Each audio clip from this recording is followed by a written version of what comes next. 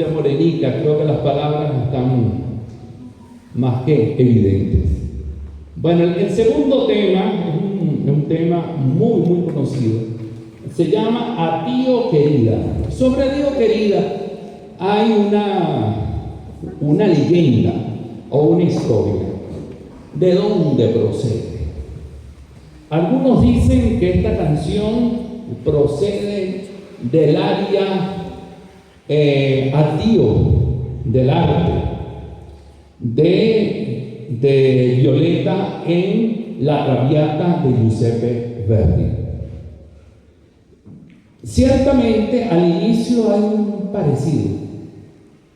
Otros dicen que eran los soldados partisanos griegos sefardíes que luchaban contra, en este caso, las tropas alemanas en Grecia.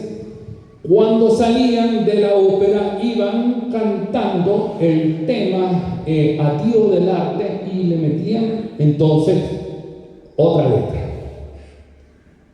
Una tercera versión, y es la parte de la letra propiamente, esa quien va dirigido. Addio querida, no quiero la vida, me la amargaste tú.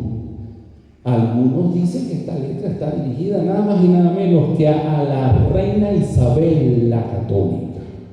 De hecho, cuando dicen tu madre cuando te parió y te quitó al mundo, corazón ella no te dio para amar segundo. Segundo en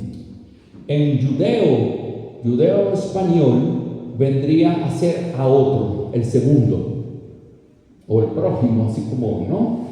Pero total son varias versiones. Yo en lo particular no creo en que proceda